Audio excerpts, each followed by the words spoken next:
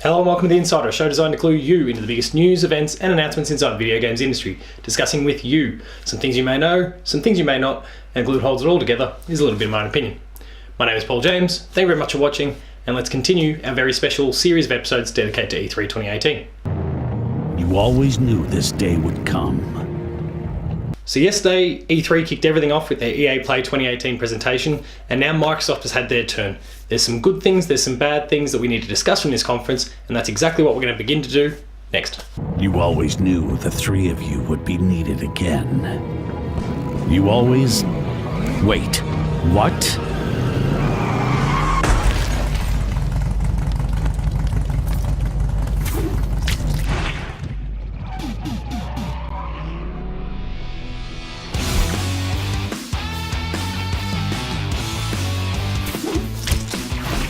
So let's first begin by talking about the good things that we saw at the Xbox conference for E3 2018. And there's plenty to discuss. So first thing, they opened up with Halo. And I think most people had expected that we were going to see a Halo or Gears, and in the end we saw both. But they kicked the show off with Halo. Not Halo 6, not a Halo spin-off of any sort. Apparently, according to Aaron Greenberg in an interview just after the conference, Halo Infinite, which was introduced to us during the conference, is the next core Halo game. But it looks to be, just from the kind of tone piece that we got in the trailer here, it looks to be a very open world inspired sort of affair, something that apparently Bungie were keen to work on in the very early days of development of the first Halo, but couldn't quite achieve. It's looking to do some cool new things. This is a story focused on Master Chief, so get rid of Locke and any of those sort of ideas. It's back to what makes Halo so popular. And there's more to dissect, and Microsoft has promised they'll reveal more to us in the future.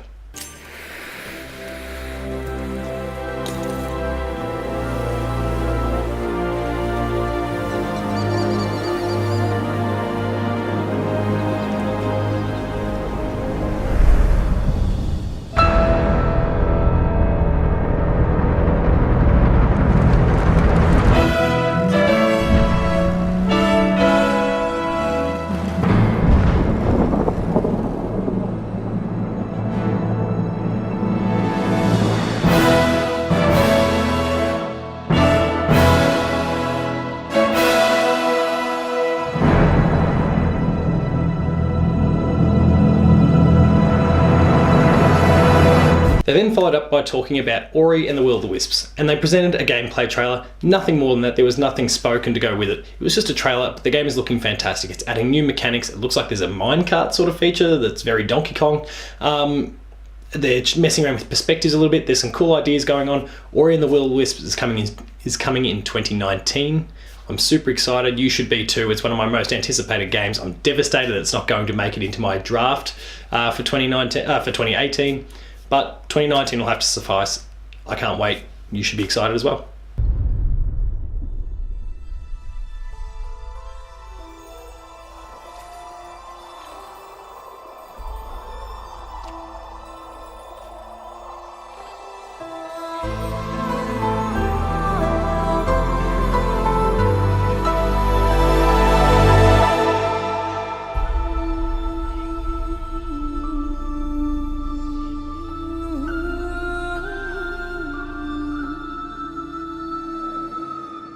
Next up, there was a series of very quick trailers that kind of got thrown out here, but the most important one that we need to discuss is Sekiro: Shadows Die Twice. Now that caption there might kind of strike you. Shadows Die Twice was something that was revealed at the Game Awards at the end of 2017, and people figured was Bloodborne 2 or a Tenchu or something new from FromSoft. Turns out it's this Sekiro: Shadows Die Twice, which is still very much of the same mold of what we've seen from Dark Souls or Demon's Souls or Bloodborne, but it is developed for both platforms. It was introduced on the Xbox stage, but it is coming to PS4 as well.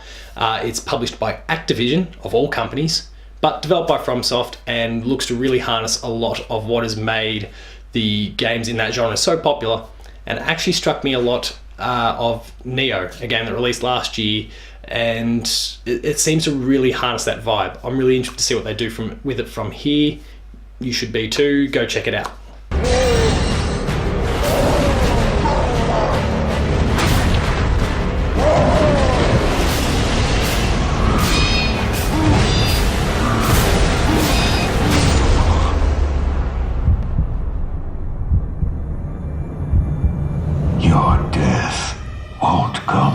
easily.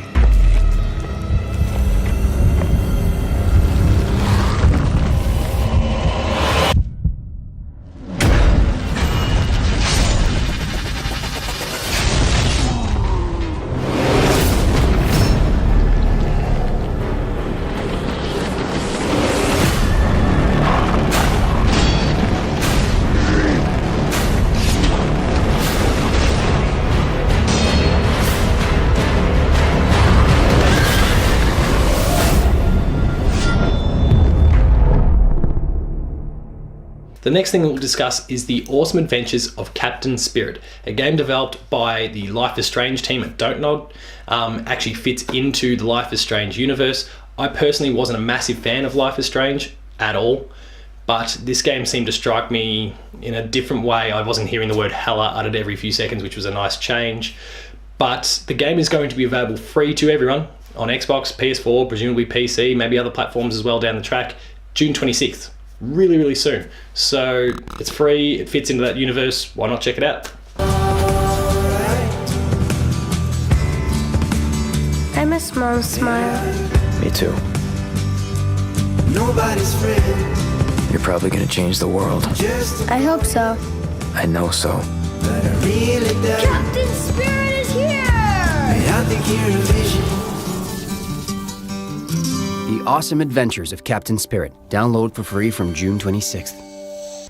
Next, we'll bundle a few more third-party pieces together here. So there were a few big announcements or reveals or gameplay trailers in the form of Metro Exodus, which got a substantial new gameplay slice there, courtesy of a trailer. It's looking really cool. Didn't tell us much more about the game, but it seems to be doing cool things. There was plenty of excitement online. Kingdom Hearts 3 got a new trailer. I think a bit of a surprise to everyone that we're seeing kind of Japanese RPGs starting to re-emerge on the Xbox stage after that fad seemed to have passed with them a few years ago. But we saw the Frozen world, we saw much more about the game. Kingdom Hearts fans are really excited. The game is now confirmed to be coming out January 29th of 2019. So the final act is getting really close now. Tales of Vesperia, which was a game that originally came out on the 360 and then was ported to the PS3 but only for Japan, is now confirmed to be coming out to the West for Xbox One, PS4, Switch, etc. It's getting remastered. They're looking to add new features that were exclusive to that PS3 version that released in Japan, but for those of us who pick it up over here, you'll get English voice acting, Japanese, and who knows how many other dialogues there.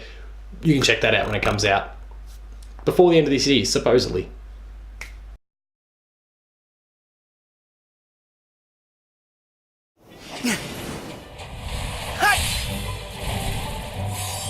It's cold!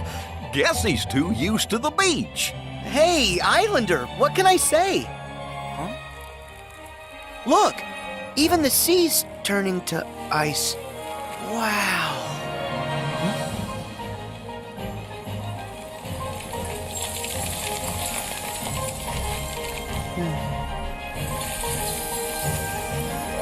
There are a couple more third parties that we need to talk about. The first of those is Dying Light 2.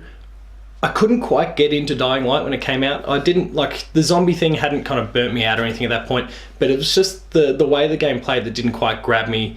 But Dying Light 2 seems to offer more consequence for your actions, offer more engagement with other characters in the world around you, outside of just running from point A to point B, collecting this thing, avoiding zombies, getting back to your base, cool, safe. There seems to be a lot more consequence to what you do, and I'm really intrigued to see what they do with that going forward. Devil May Cry 5 is back. Many thought that game was going to surface on the PlayStation conference, but it's not to be. It is going to come to that platform, but it was revealed, and we got a lot of gameplay, a lot of action, a lot of excitement, a lot of enthusiasm, a lot of all the things that we kind of come to know and expect from the Devil May Cry franchise we saw in this DMC5 trailer, and you can go check that out at any time you like. There's one more that I really want to talk about. Cyberpunk. Cyberpunk 2077 was heavily rumoured to feature at E3 2018. Many had speculated that it was going to be at the Microsoft conference, but as the conference kind of got on, I think a few people were starting to worry and a few people were starting to doubt. But CD Projekt Red have now revealed a little bit more about Cyberpunk. We're seeing some really cool action there. It was a bit of a tone piece more than anything else. It didn't tell us a huge amount about what we'll be doing and how we'll be playing. But given what limited footage we'd seen prior to this, that was a real explosion of content there. There was a lot to take in, and I'm really intrigued to see what comes of that going forward.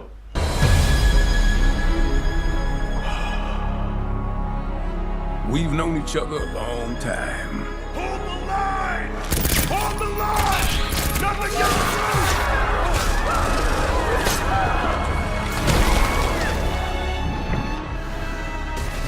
You never had this much trouble. You gonna make it through this? They're demons! I've seen them with my own eyes! Red Grave is completely taken over! Let us pray for mercy. This is a trial from the heavens above.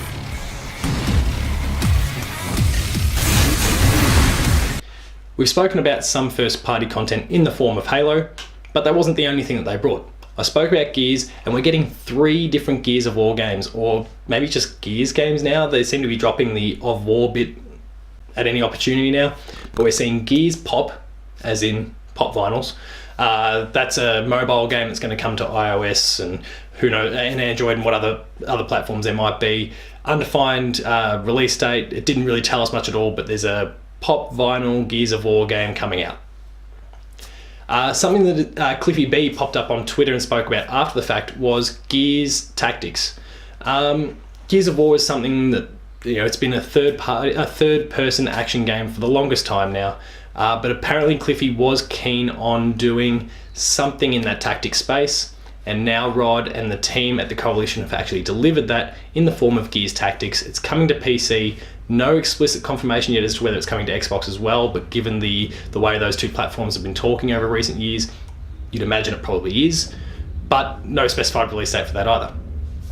And then they brought out Gears 5, and they showed us a meaty cutscene and a few different little slices from various different scenes within the game there that gave us a bit of an idea about how we'll be playing, what the story is going to involve. It was really quite interesting. I recommend going and checking it out after this. And then there's Forza Horizon 4. I'm not a big racing guy, but Forza Horizon 4 really grabbed me in ways that most other racing games haven't. The inclusion of different seasons that kind of impacts the world, the way that you can kind of essentially drop in, drop out co-op, kind of party up with other people that you just meet out in the world. It was really kind of cool and quite interesting, and I'm keen to see what they do with it going forward. That is the only big E3 Microsoft exclusive game that is going to be coming out this year, so they're going to be doubling down on it really hard.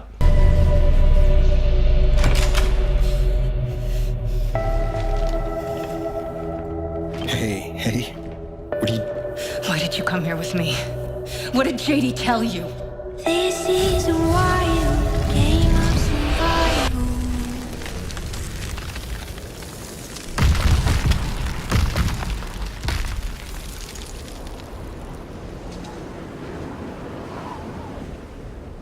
I'd be remiss if I didn't talk about some of the other smaller titles that got revealed at this conference as well. The first of those being Session, which is a skate sort of game. It's not the skate game that people have been wanting from EA, but it looks like it's going to scratch the same itch, so people are really keen on that. It looked pretty cool. It's coming, it's a launch exclusive for the Xbox, so it may go elsewhere down the line, but it's certainly first and foremost coming to the Xbox platform.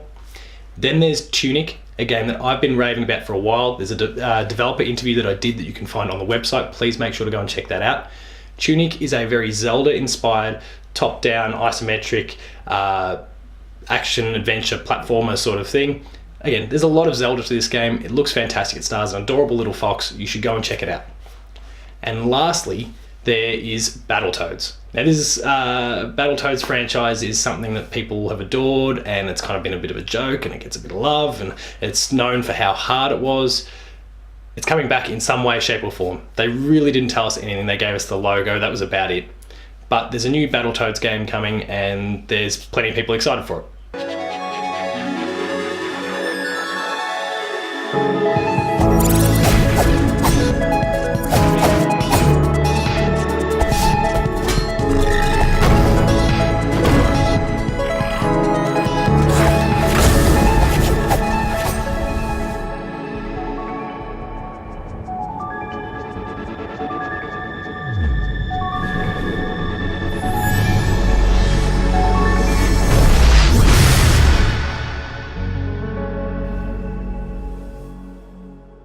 Now we move on to the bad, and to be honest, there wasn't that much of it, but I want to focus on two particular games, Just Cause 4 and Fallout 76. Now, they're probably entering E3 in a weird, and this Xbox conference in a weird, tricky sort of a place, because both of them are fairly high-profile games. Just Cause 4 was announced on the spot. But what I found about both of those trailers that they showed there is they didn't tell us anything. We saw Fallout 76 get debuted only a few weeks ago, about a week and a half ago now, I think, as far as the time I'm recording this. And that trailer was very much a tone piece. It didn't tell us how we were going to be playing. There was a lot of speculation, there was reports online, but the trailer didn't tell us anything about how it is that we're going to be playing it. And nor did this trailer that was shown at the Microsoft conference either. So it's just like, it's kind of scratching an itch and kind of riling up those Fallout fans. And given that Bethesda has a conference only a few hours after the conclusion of this, I can understand why they might be doing it, but I think I personally would have rather them not show it at all, because it just didn't give us anything new. It didn't tell us anything. I think it was one of the few low points in an overall excellent Xbox conference. Just Cause 4 suffered from the same problem. Now, this was the debut of the game, but there was nothing that trailer told me that said this game is different to anything that we've seen from the Just Cause franchise to now. There's going to be lots of explosions. It's going to be much of the same. There's going to be crazy ways to interact with the environment and wreak havoc on your targets there, but it didn't really tell us anything of substance. Square Enix has got their own conference tomorrow, so maybe we'll learn a little bit more about it there. You presume that we would. But this initial trailer just didn't really inspire me in any way, shape or form, and that was a bit disappointing.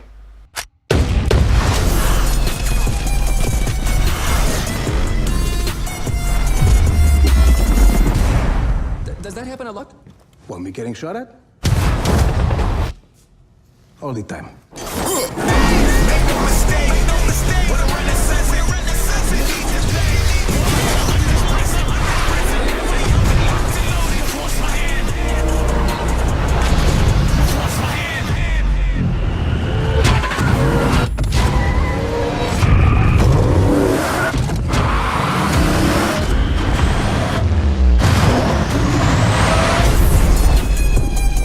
And then there's the ugly bit. Xbox does not have any substantial games for 2018. We've seen some releases early in the year in the form of State of Decay 2 and Sea of Thieves, and we're going to get our yearly Forza game in the form of Forza Horizon 4, which, like I said, is looking excellent. But whilst Microsoft is doubling down on first party, and we're seeing Halo, we're seeing Gears, they announced a whole bunch of studios that they've acquired in the form of Ninja Theory, Compulsion, they've built a new team called The Initiative, and there was a few others as well. There's nothing for Xbox owners to play this year in terms of the first party space if you're not a fan of racing games, and that was really disappointing.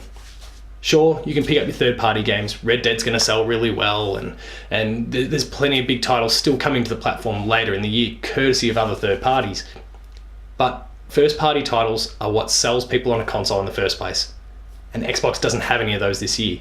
So whilst it might be brilliant that we're seeing Halo, Gears, and presumably a whole bunch of other exclusive titles down the line, the Xbox One is now 5 years old, going on 6 probably by the time some of these games begin to come out, and people aren't getting much reason to pick up the console. And that's a worrying sign for those games that are coming, because they won't have a massive addressable audience. It's one major problem with this conference, and the one thing that held it back from being a real A+ conference, something that'll go down in gaming history as one of the best conferences of all time.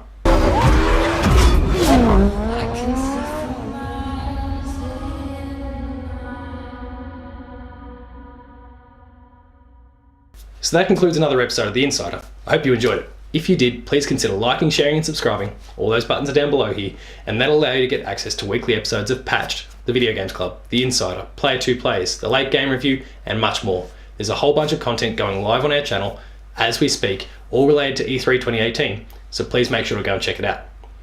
Make sure to hit that notification bell and you'll be alerted to any video the moment it goes live. Also make sure to visit the website, player2.net.au, where you'll find reviews, previews, opinion pieces, news, features, the Player 2 Writers Draft, the E3 Hub, which is chock-a-block full of all the written content as well as our video content, and much more. It's all contributed by some of the best talent in Australia, so please make sure to go and check it out. We're on Patreon, patreon.com/player2au. Consider kicking in a few dollars. At the lower tiers, you'll get early access to a whole range of different episodes, including Patch, The Video Games Club, The Insider, and many more. And at the higher tiers, you'll get exclusive access to episodes a month ahead of everyone else. And at the top tier, you can join us in the monthly Player 2 podcast. There's some awesome offers there. You're helping to build the Player 2 dream and help it grow. Thank you in advance for your support. For rolling updates, you can find me at PaulJamesP2 on Twitter, the website at Player2AU on Twitter. And until next time, which will only be a few hours from now because Bethesda's conference is not that far away, thank you very much for watching, and I'll see you later.